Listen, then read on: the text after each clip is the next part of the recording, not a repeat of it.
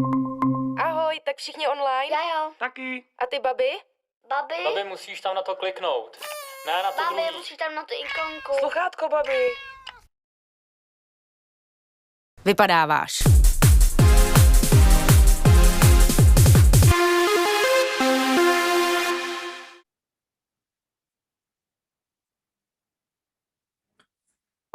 Good afternoon, everyone. I would like to welcome you to the 14th edition of One World International Human Rights Documentary Film Festival in Brussels, or simply known as One World in Brussels. My name is Yamen Akkari. It's my pleasure to be part today of One World in Brussels 2021 and to moderate today's event. One World in Brussels is organized by People in Need in cooperation with the Czech Center Brussels, the European Parliament, and the permanent representation of the Czech Republic to the European Union. The partners for this specific screening of today's event are European Partnership for Democracy and European Endowment for Democracy. Our worldwide audience could also take part in the debate by asking a question through comment on Facebook and YouTube, or also the application Slido. So the information will be screened just below, as you can see, and also during this debate. The issue of racial discrimination in Tunisia is complex, contradictory, and also sometimes very confusing. In fact, Tunisia abolished the slave trade in 1841 and slavery itself in 1846, the first Arab country to do so, and 2 decades also before Lincoln's Emancipation Proclamation in the United States of America. Within the contemporary Arab world, Tunisia has also been relatively progressive in addressing anti-Black racial discrimination. In 2018, Tunisia was again the first Arab country to promulgate a law designed to eliminate all forms of racial discrimination. However, Tunisia's Black population, who has been marginalized for decades, remains almost fully absent from public life, employment, including government position and senior roles. The path for making the change and also making a difference seems to be very long, complex, and not easy at all, in addition to the post-revolution issues, such as the challenges for the economy and society of Tunisia. All these points and much more have been highlighted in the fascinating documentary film, which was screened a few moments ago, called She Had a Dream, for the director Raja Amri. She Had a Dream is about the experience of the dark-skinned Tunisian youth, Ghofrane Binous, from suffering of racial discrimination to struggling within civil society and politics. So ladies and gentlemen, please welcome our 2 panelists for today, Ghofrane Binous and Nour Kaabi. Ghofrane Binous, who is the protagonist of the documentary and also a civil society activist. She's a law student and she was a candidate for the legislative election 2019. Nour Kaabi, she's a partner in Pandora Consulting and executive director of Jamaity, platform that gathers information about Tunisian civil society, including donors and project opportunities. And she's also the co-founder of Hulul, and she's very active in civil society in Tunisia, and she assisted national and international organizations. So I welcome both of you. Ghofrane, let's start by you. I will bring you back to May the 21st, 2018. You were working as a flight attendant at the National Air Carrier Tunisair when a passenger insulted you because of the color of your skin. And that event was like the straw which broke the camel's back, or let's say like the drop of water that makes the vase overflow. I don't know whether directly or indirectly, it helped to buckle one of the circles of Black people's battle in Tunisia by seeing on October the 23rd, 2018, the law which has been promulgated and which outlaws all forms of racial discrimination. So after more than 2 years since the promulgation of the law, are you satisfied with it? And do you think it is enough? Or there are other things that must be done?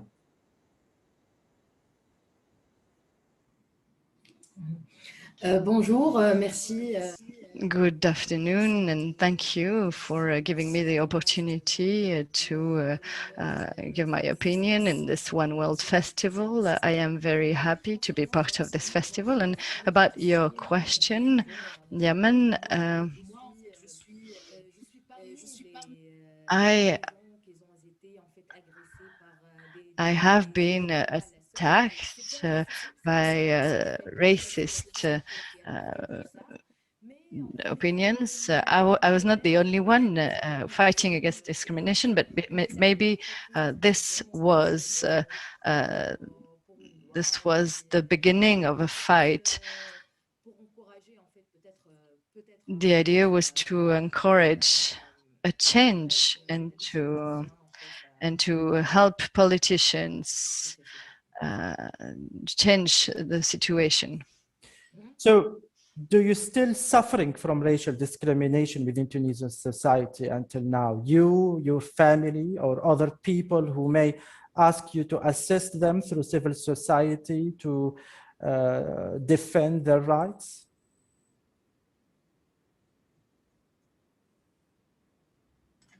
En fait, j'ai vécu le racisme. So I've been a victim of racism, and we live with racism. We were the first time I've experienced racism, I was 5, and then I had other racist experience since when I was 10, and every time I change environment, I am faced with other forms of discrimination.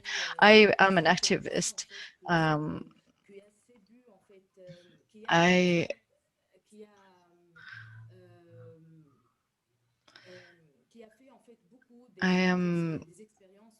have lived many racist experiences.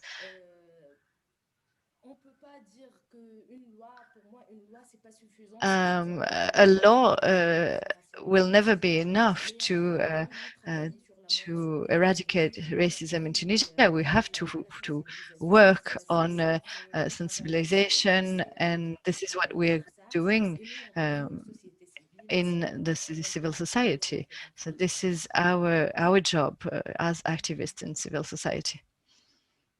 And don't you think that you need not only to fight within the civil society, but also that to encourage government to put things in the educational system to educate people in order to go far away from this act of racial discrimination, which I was surprised to know through the documentary that in the south of Tunisia, there are buses, a bus for white people and a bus for black people.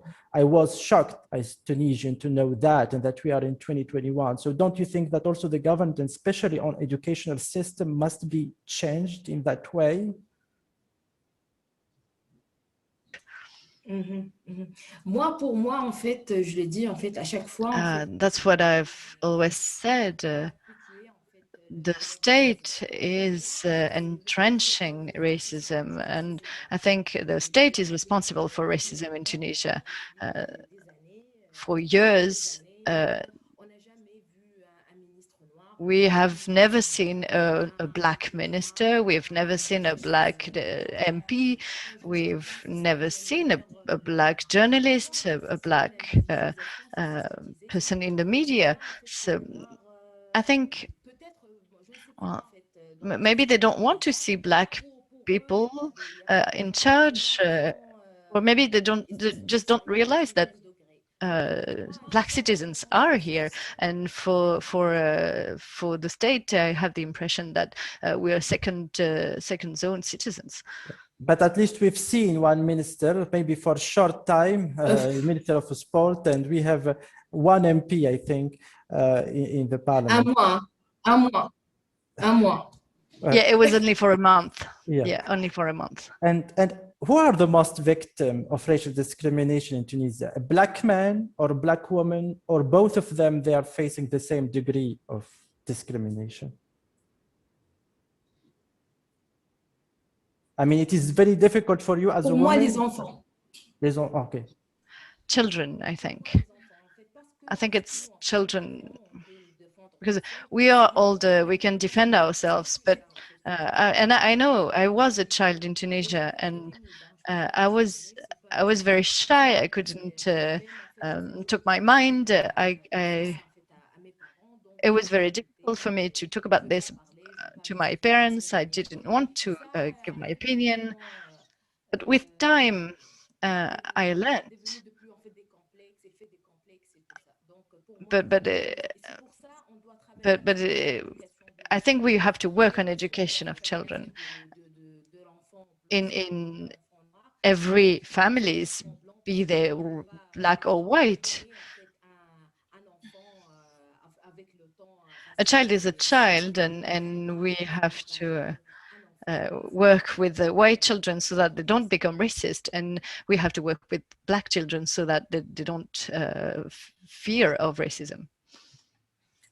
Nour, after the revolution, which allowed Tunisian society to open many files and to debate a lot of issues, among them those related to racial discrimination and minority rights. So don't you think that there is a gap between the legal framework? We have a lot of laws, and recently in 2018, the law discriminated racial discrimination. So don't you see that there is a gap between the legal framework from one side and the real life from the other side? I know you are very active in civil society, and I think that you can give us an overview upon this. And what are the causes also for this? Yes, Yamen, I completely agree with you on your point of view. For the people that are following us for this panel, as you know, and as Yamen was explaining, we are now after 10 years after Tunisian revolution, and the Tunisian revolution has opened lots of freedoms, especially the freedom of expression, and fostered diversity views. After decades of this authoritarian regime, we are now facing lots of problems, and maybe the racism is one of the most important problems, along with inequalities, along with gender problem, etc. Yes, I completely agree with you, Yamen, in the way that despite the Tunisian constitution in itself and the strengthening of the Tunisian legislation during this past 10 years, there is a considerable gap between the legal framework and the social reality. Also, for example, if we take the example of the racism, Black women especially are suffering from double discrimination against, from one hand, as a woman, and from the other hand, as a person of Black color. So we are seeing lots of barriers that are compiling against certain specific categories of the population. As I was telling you, although the constitution in how it was written stipulates that there is equality between all citizens, but the law remain theoretical and they have no impact on social reality and daily life. Plus, the authorities have failed to put in place legislation into practice, have failed to put in place instruments and mechanisms that are evolving according to the needs of the citizens. The racism is one of the problems that are Tunisia facing, but we can give you also an overview of what is happening in Tunisia.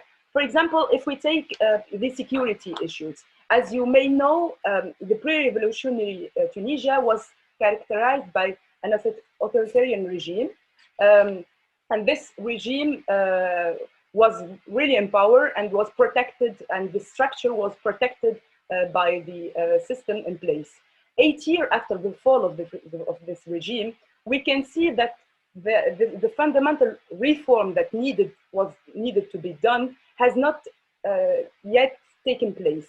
And this reform, even if we now in Tunisia, we are on the stage of reflection in terms of the reform, for example, for the security forces, we are not thinking about a deep, multi-structural, multi-dimensional reform with the alliance of and implication of different various stakeholders.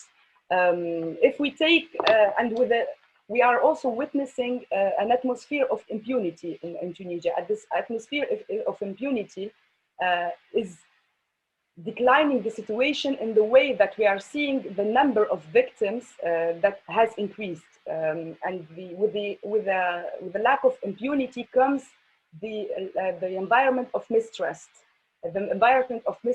between citizens from one hand and from decision makers from the other hand, and even between citizens themselves. So the persistence of these forms of impunity are also contributing to the increase of violence, in the way that it is like a fuel of violence against the state and its security bodies. And as evidence, we have witnessed during this past 10 years a lot of terrorist attacks, for example, targeting security forces. This is if we take the justice, the security system. If we now talk about the justice system, after 5 years of the adoption of the constitution, the independence of the judiciary system in Tunisia is very threatened. Threatened by an incomplete legal framework and the fragility and lack of resources of the Supreme Judicial Court. The slow implementation also of the action plan for the reform of the judicial and penitentiary system. And this has caused lots of conflict within the different bodies that compose the judiciary system of Tunisia. And as a consequence, it has increased unequal opportunities for accessing justice first, unequal opportunities for unchanged criminal policy, although the civil society have worked a lot to influence the change in the criminal policy adopted in Tunisia, but also increased the corruption and impunity, and it's contributed to citizens' sense of injustice. So Tunisians feel that there is an injustice in this country, and this kind of feeling is very dangerous to the process of transitional justice in Tunisia. The process in itself was stopped at a certain point due to the political dynamics that exists here in Tunisia. The bright side within the justice sector in Tunisia is that, unlike the security sector, the reform of the judicial and penitentiary system has benefited from full interest of the government. And the latter has committed during several times, and especially in 2016-2020 plan, to strengthen the independence of the judiciary system, to moralize the judiciary and penitentiary system, and to improve the quality of justice and the protection of citizens' rights. But plus, they committed also to facilitate access to justice and to establish more partnership with judicial institutions. So in terms of political will, we are seeing that there are some bright sides. However, this political will is not translated within the budget of the state, because we can also have lots of communication, political communication from governmental body, but if the budget doesn't follow up, it's not coherent. This is, for example, if we take the justice system in Tunisia. Ghofrane and you, Yamen, was also talking about the marginalization and socio-economic aspects that are deteriorating during these past 10 years, and that this deterioration was emphasized by the COVID-19 crisis. So the disparities have become bigger, and the discriminatory development policies have continued to be implemented. There was no major change that is done to reduce this unequal opportunities and unequal marginalization in terms of socio-economic aspects. In terms of culture, if we also want to have an overview of the cultural system in Tunisia, although lots of people may think that culture and education are not that important, but even under the Ben Ali's regime, they were marginalized. Marginalized because in a way or another, the marginalization of certain sector under Ben Ali's regime is a proof that this sector is important, whether in culture, but also the education. And the lack of resources of Tunisia, especially the financial resources, along with the economic crisis, have not put in enough interest and enough concentration on the cultural sector in Tunisia and the development of the cultural sector and the reform of the educational educational sector. Although, of course, I will talk later on the role that the civil society is playing in Tunisia, and it's trying, as you were saying, Yemen, to fill these gaps in a way or another with a very limited resources. If we talk also about education and employment, for the people who are following us on this panel, there was a political will, intention, or at least communication to start the reform of the education system in Tunisia. So the process was launched. The process was very interesting in terms of diversity of partner, in terms of inclusion of the different stakeholders, in terms of input and from these stakeholders, and also in terms of output. However, when we see the budget again and the financial aspect, we didn't see additional resources attributed to the Ministry of Education to implement this reform. And this is the case for lots of ministries that have started the reform processes but couldn't implement it due to the lack of resources. If we talk now about the civil society and minorities and the work that civil society is doing in Tunisia, with the revolution also came an explosion of the civic space in Tunisia, because and the civil society have played a major role, whether while the revolution was happening, but also after the revolution. Even in terms of number, there was an explosion of the number of an association, and the association are intervening in a very diversified range of thematics, but also in the fields and geographic intervention. So they are covering all the 24th governorate that compose Tunisia, and the majority of 350 municipalities also covered in Tunisia, that were implemented by the decentralization process that were put in place. And it's also, again, Yemen, it's also the political will that is not translated into practice. So there is,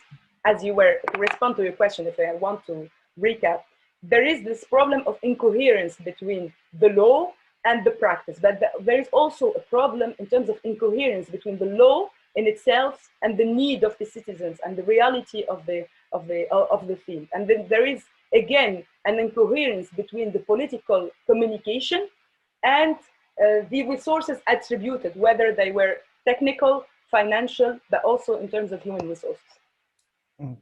Okay. Since you speak about politics, but before speaking about politics, I want to ask Ghofrane, when you faced these problems of racial discrimination, even the case, what happened to you when you were flight attendant, did you bring any lawsuit, any action in justice, in courts against the passenger, or in other case against other people? Oui, mais il y avait Yes, but there was no law in 2018. There was no law to protect me.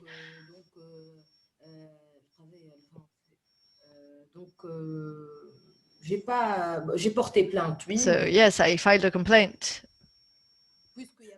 but there was no law to protect me. And do you think if the law existed by that time, things will be different, or, I mean, within the court? Oui, plus ou moins. Yes, I think so. It's very important to have a legal framework. It's important to have a law, but we have to work on education. We have to work on we have to sensibilize the population. So in Tunisia, there are many laws, but it's difficult to put them into practice. So now it's very important to develop a very coherent strategy in order to implement these laws and to sensibilize people and the whole population. I think that one of the main things that you have tried to push things for the change were to be in politics, and you've been candidate for the legislative elections in 2019. So Ghofrane, how has your previous anti-discrimination activism influenced your political engagement and campaign approach?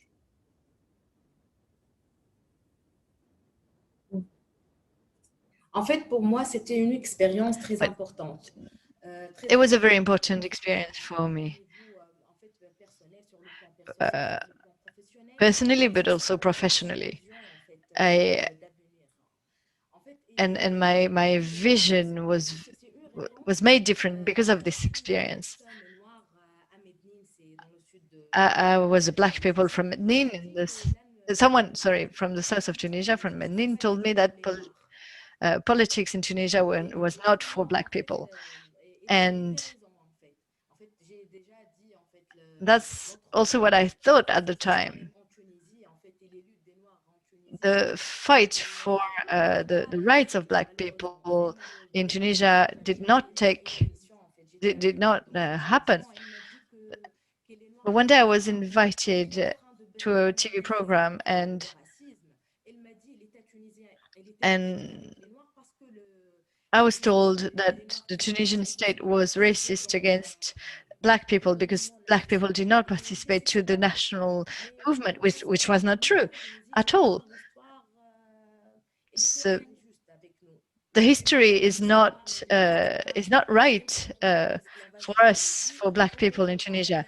When we talk about slavery with Tunisians, they don't know about it. They don't know that there was slavery.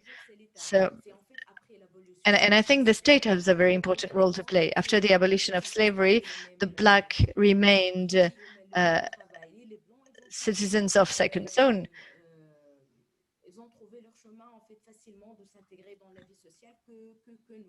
It was much more difficult for them, for black people, to participate to civil life. And by being a candidate, I was encouraging other people to participate to politics. I am young, I'm a woman, I'm black, and I think it was a very strong message to send that we could do it. And it was a very interesting and important experience for me. And do you still, or are you still involved in politics?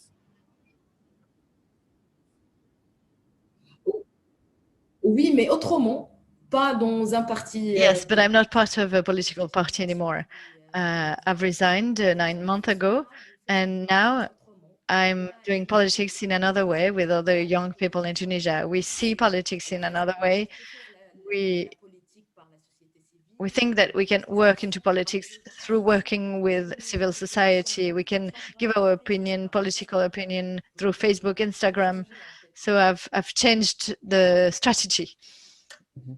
And what were the main lessons drawn from your experience as a young woman competing in politics in Tunisia?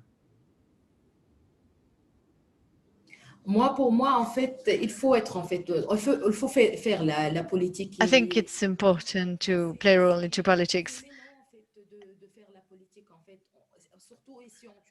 In Tunisia, we have to participate to political life.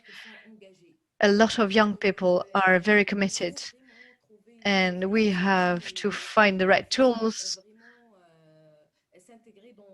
We have to get integrated into political life. And the way I see it, we're going to change the country without participating to political life. Working in civil society is important, but we have to take power. And we need to be represented at state level, so that if we want things to change. Nour, we notice a withdrawal of youth from political life and absenteeism, which can be seen not only here in Tunisia, but we can see across the world. From your perspective, what can be done to address disillusion in the current system and foster Tunisians, and mainly the youth, to trust in democracy, and to make a difference, and more particularly to be active in politics? Yes, thank you, Yamen, for the question. Just before I responded it, I wanted to go back to what Ghofrane was saying and to give the credit also to what I'm going to say to Oussama Slim, who is the contributor of hulul.org, which is a knowledge base of public policies in Tunisia. So you can visit like hulul.org and find all those different policy brief on different topics. Among them, one of the on racism, and that is very interesting. So I wanted to share his point of view on what Ghofrane was saying. First, Yemen, even in terms of responsibility, because in Tunisia, at a certain point, we felt that the public institution are transferring the responsibility of what's happening in this chaotic situation in Tunisia to civil society or to citizens, etc. No, the state institutions are the first responsible of these primary changes and reforms that needs to be made, especially that they are in regards to the drafting of the decrees and circulars that clarifies and determine all the forms. For example, if we take the example of racial discrimination, all the forms, they need to define all the form of racial discrimination as well as the activation of the current laws. So they need to, while implementing and developing these circulars and these decrees, they need to be on continuous listening to the victims of racism, so that these laws are fit within the reality and are connected to the reality of the people that are facing racism in Tunisia.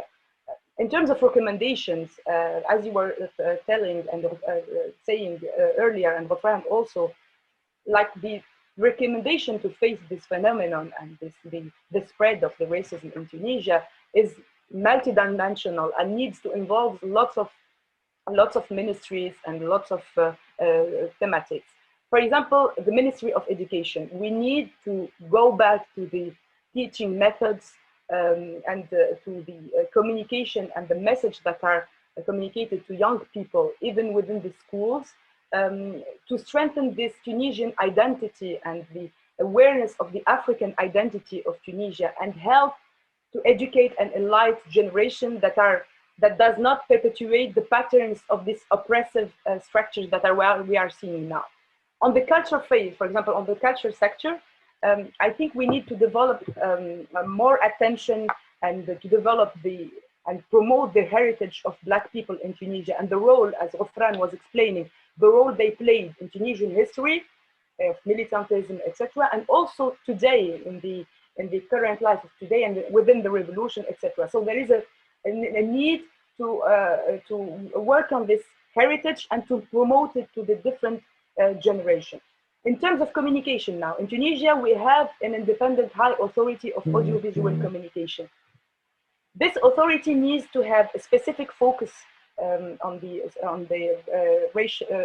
discrimination that are happening in Tunisia, and they need to alert and control programs that broadcast discriminatory content and put an end to this stigmatization, because it also passes by the media channels. It also passes by the social media channels, etc. So we need to address the phenomenon in a large way. And we need also to disseminate awareness message toward the danger of racism and its repercussion, not only on our generation, but also on the next generations coming in Tunisia. In terms of, for example, if we address also a recommendation to our Ministry of Social Affairs, maybe they're listening to our debate, there is an important way, or they need to concentrate on the equality between different citizens. Being with the people of Black color doesn't mean that you don't have equal access to job opportunities, doesn't mean that you don't have equal access to justice, doesn't mean that you don't have equal access to education, etc. Rights needs to be equal between the different citizens, and the state, again, is the first responsible and the primary responsible of this. If we go back, because Yemen, everything is linked to each other. If we go back to the absenteeism of Tunisian youth from the revolution. I was earlier talking about this feeling of injustice that we are facing in Tunisia. And maybe Ghofrane can share also the feeling of injustice and the environment of impunity.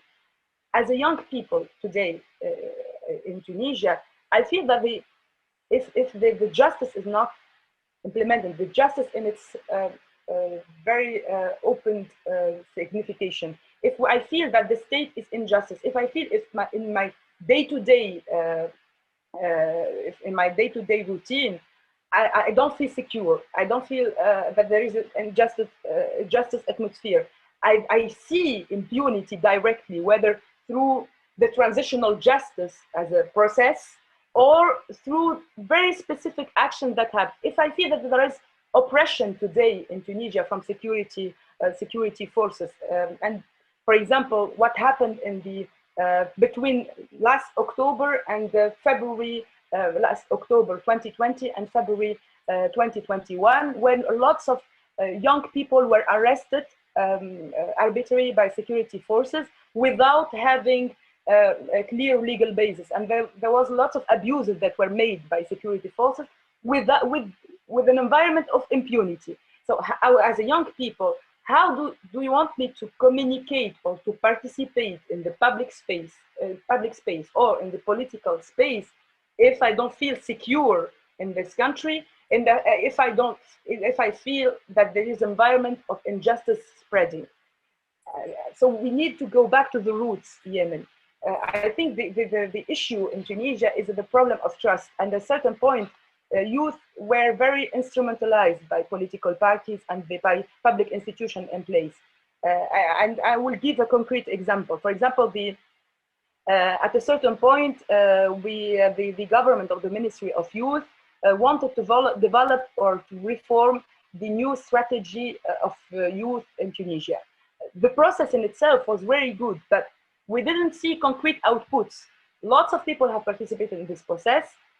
The process was not very inclusive in the way that the people that participated in the process were very close to the political party in place, and have witnessed this.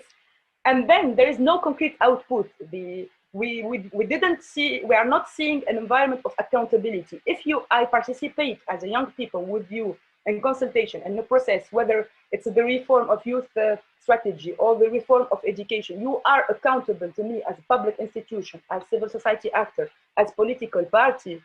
You are accountable to me, at least to give me the results or to give me the follow-up of what we discussed. This is the minimum basis and the minimal level of how to build trust with people. So, and this is why maybe the solution is not that miraculous. Maybe the solution is already there, but we need people that really are transparent, accountable, and believe in the cause and believe in the interest of this country. Because we cannot, at least for my side, and when also I communicate with a lot of civil society organizations, we don't want to contribute to the instrumentalization of young people. Instrumentalization by, for example, gathering the head of the government recently, as you know, Yemen and Ghofrane, the head of the government recently gathered a group of young people to discuss on the depenalization of cannabis in Tunisia. There was a lot of political announcements that were done during this meeting, and the media coverage done on this meeting, but we didn't have a follow-up. How can I trust? How can I trust a government that does not do a follow-up with me on at least the public statement that are, or the media, or their intervention in the media channels in general? So to recap, the trust, the environment of trust, the accountability, the transparency of the government bodies, and then to be very honest. I think as Tunisian citizens, we need to have an honest discourse of the situation in Tunisia, whether on the economic level, on the individual freedoms level, on the human rights level, on the day-to-day level. And maybe my only request from political parties that are in power today is to be transparent with us, is to be honest with us. If Tunisia is facing an economic crisis, go public and tell Tunisia, address Tunisian citizens and say that Tunisia is facing economic crisis. If we don't say the things as they are, we cannot move on, because we will not have this basis common interest and this basis common understanding of things. Thank you. I will ask both of you, what can young people do to help rebuild Tunisian democracy? What kind of engagement is needed? And just be very, very brief, please.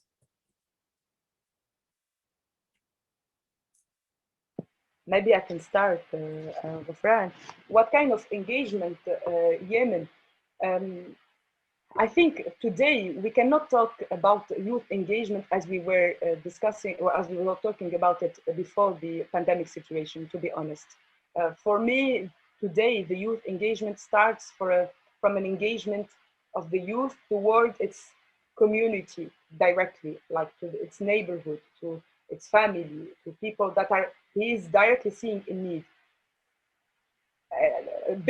I don't know to what extent, like engaging in civil society or in political parties as a classic way of political engagement or civic engagement is still a cure to talk about. I think the engagement starts from yourself to your closest circle, and then extend to your neighborhood.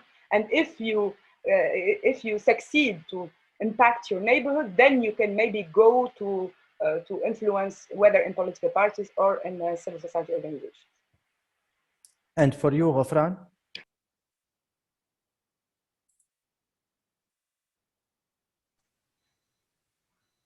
Micro.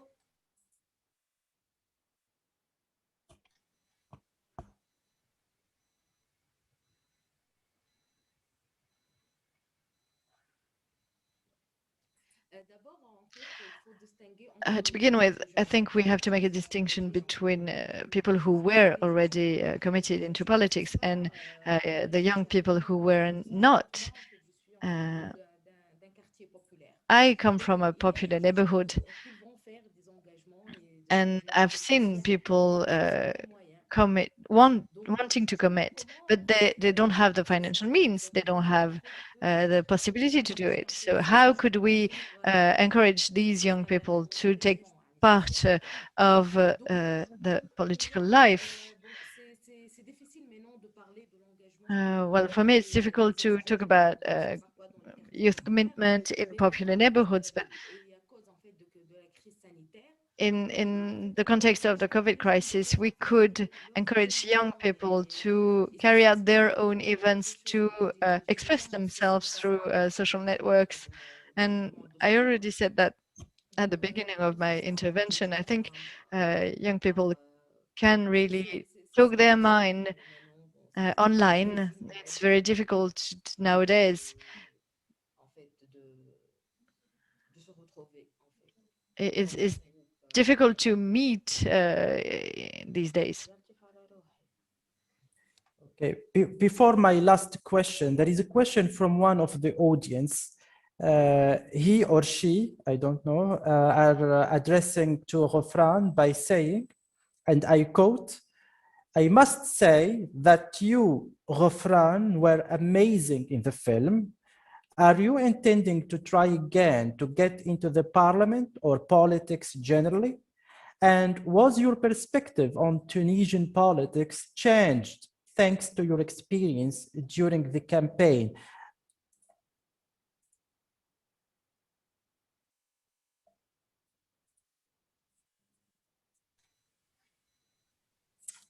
It is a question from Clara. Merci Clara Thank you, Clara, for your question. I already talked about that this political experience. Well, it's political life is very important for me. I will work into politics again. I will keep working I will keep being active in political life. And I think I'm sending a signal through who I am. I receive a lot of messages when I make an intervention on Facebook or on TV. I receive a lot of messages from people saying, Ghofrane, you are a source of inspiration. We were very shy. We didn't want to talk our mind. And through your experience, we developed something. We are more able to do it, and we want to take part into political life. Okay, so my last question, and also it is addressed for both of you, Ghofrane and Nour. What message do you want to share with young, soon-to-be activists around the world watching us right now? Moi, je vois que chaque pays a ses particularités. I think each country has its own specificities. Our activism is always the same, however. We are talking the mind of people who don't have a voice. We are giving the voice. We are trying to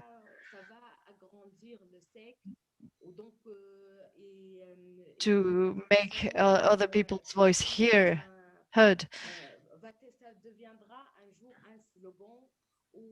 So I think we have to fight for what we think, and we have to fight for our vision. Your engagement is important because it can also inspire and motivate other people to engage, and your effort matters. We all need to keep hope with this very global, difficult situation, and with this shrinking space, civic space, and so on. Just the last message I want to address is that believe in what you are doing, really, and don't give up, because you will find lots of barriers. And if you really believe in what you are doing, you will continue no matter the challenges that you are faced. And you are really at a certain point, we need to be also very realistic. Like, the change is not that big. Maybe the change is very small, and maybe the change can start from our own families. Yeah, and hope, especially hope, and especially to keep fighting for our country and for its future, and also for the future of the whole world. Ghofrane, many thanks for joining us. I wish you a lot of success, and I hope to see you one day becoming a lawyer, a colleague to me. Nour, many thanks for being part of today's event, and many thanks for all the efforts you made and you are making in the civil society in Tunisia. Also, I would like to thank Marion Bouvier, who ensured the translation. She was our interpreter. Many thanks for the organizers, the technical staff, and partners of One World in Brussels 2021. You can watch us again and watch this discussion also again, and many other discussions on Facebook and YouTube. If you are interested by the festival, for further information and details about its program and next events, please stay tuned and follow One World in Brussels on Facebook, YouTube, or just by visiting their website on www.oneworld.cz/2021/. Thank you for all, and bye-bye.